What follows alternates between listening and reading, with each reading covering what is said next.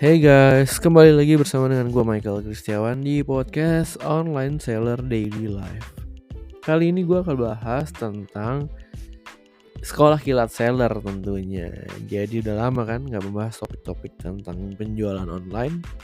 Nah, topik yang menarik adalah jualan itu harus kejar omset atau jualan harus kejar profit. Nah, jadi ada beberapa teman-teman gue yang dia kerjaannya tuh nyari omset segede-gedenya. Ya gue juga pernah kayak gitu. Jadi nanti gue bakal ceritain nih, lu kerja cari omset atau cari profit. Oke? Buat yang pengen dengerin, langsung aja, jangan kemana-mana, tetap stay tune di podcast episode ini.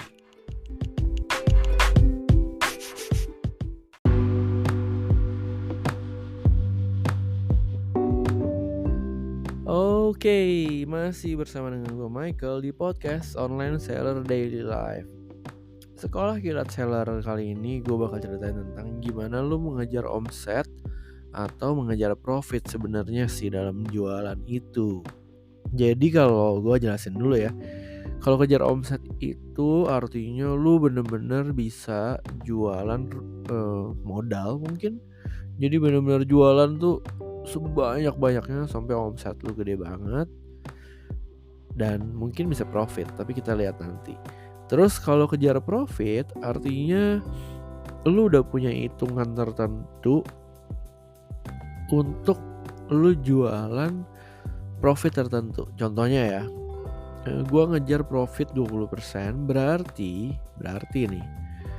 dari harga modal gue harus tambahin harga packaging, harga bubble wrap, harga staff, harga listrik, harga ini, harga itu, harga ini, delivery service misalnya, packaging kardus, sampai fee marketplace dan lain-lain. Terus di ujung gue tambahin profit 20% gitu. Jadi gue mau profit 20%. Nah 20% itu jadi gue harus kejar profit itu. Itu ceritanya. Nah gue bedain tentang dua cara bisnis yang ini. Atau juga ada biaya marketing bisa dimasukin sebenarnya di sana. Jadi biaya marketing, biaya packaging dan lain-lain itu nggak ngurangin profit lu. Nah itu yang mau gue ceritain di sini. Pertama tentang jualan tuh kejar omset. Nah prinsip ini biasanya ditemukan di pedagang grosir seperti Tanah Abang. Terus juga ada tante supplier gua nih, ada tante-tante gitu ya, dia jualan tepung di Solo. Dia tuh distributor Bogasari gitu.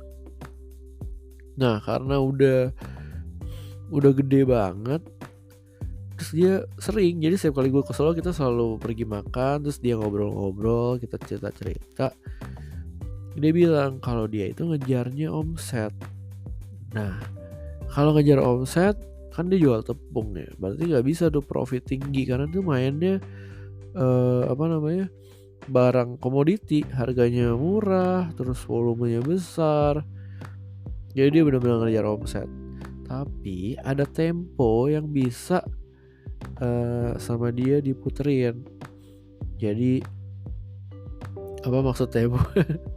Tempo tuh maksudnya utang ya. Jadi gua tuh contohnya gini. Lu bulan ini harus bayar 100 juta ke supplier.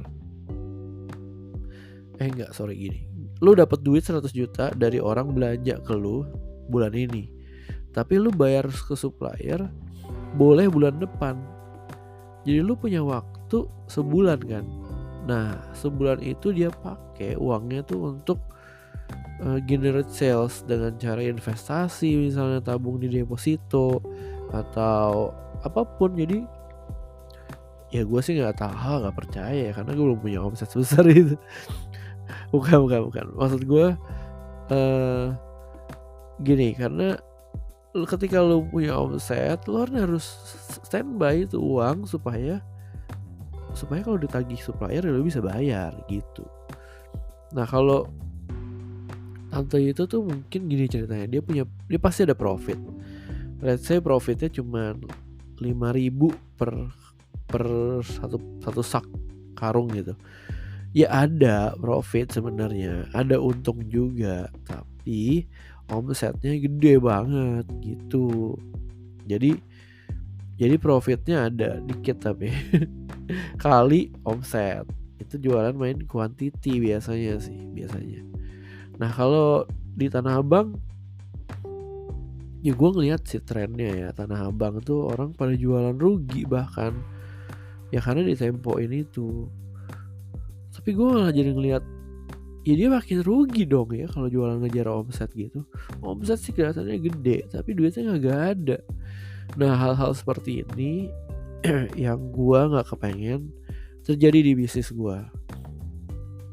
Karena gue udah accounting, jadi kan emang gue hire satu accounting emang khusus buat ngitung-ngitung ya. Gue gampang aja, gue tinggal bilang ke si staff accounting ini, tolong dong minggu ini satu bulan biasa. Bulan ini tolong kita kejar omset. Jadi kita turunin margin, kita turunin profit. Kita cari tahu nih apakah dengan kejar omset marginnya turun, maksudnya biar barang laku dulu ya ceritanya.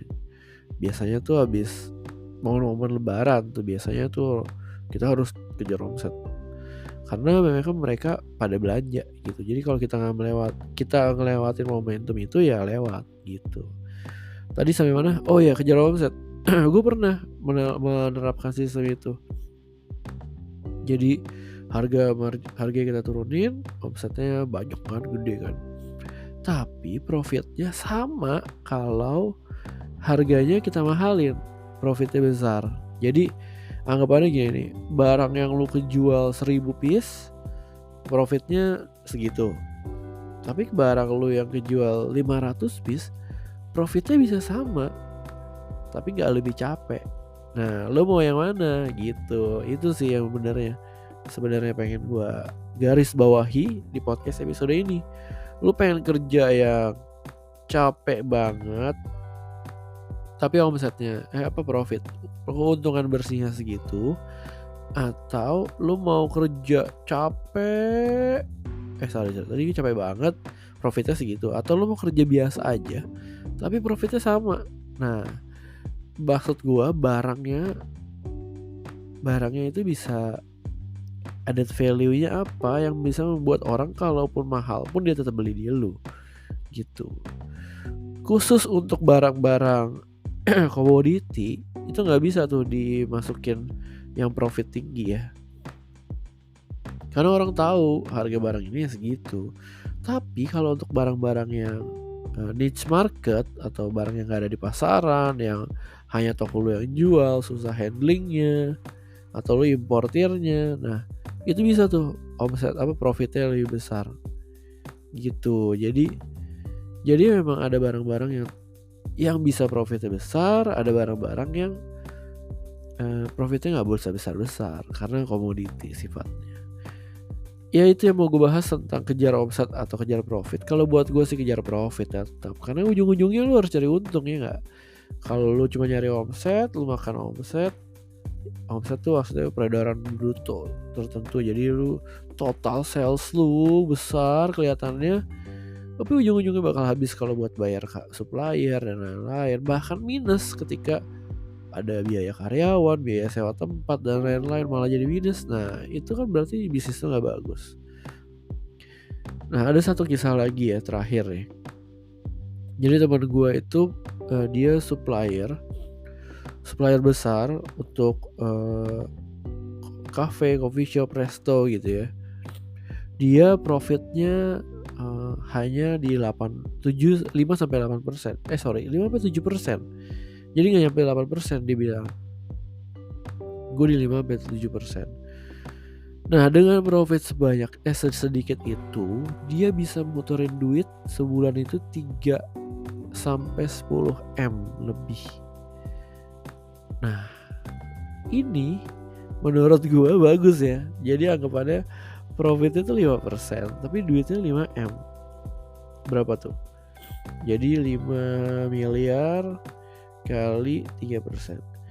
Dia setiap bulan 3% lagi 5% deh. dia setiap bulan dapat untung bersih 250 juta dari bisnis ini. Ada tapinya. Jadi kalau di bisnis supplier B2B kayak gini, lu harus punya duit 3 kali lipat dari omset. Kenapa? Karena yang pertama, 1 kali yang pertama itu lu untuk stok barang. Yang kedua itu untuk lu muterin harian. Yang ketiga itu lu buat diutangin. Jadi kan mereka itu kan ngutang ya.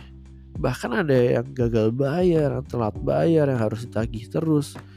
Nah, hal-hal seperti itu kan ada ya ngeri ya kalau buat pebisnis kecil. Tapi buat pebisnis besar itu resikonya. Ya bisa masuk sebenarnya kalau cuman 50 juta nggak bayar ya dia santai, orang dia dapat 250 juta sebulan ya. Nah, itu dia yang mau gua highlight di B2B bisnis, karena butuh modal besar, butuh effort juga, accountingnya juga masih jago. Itu dia yang mau gue ceritain. Jadi thank you banget buat yang setia dengerin podcast Online Seller Daily Life. Sampai jumpa di podcast episode berikutnya. Bye bye, have a nice day guys.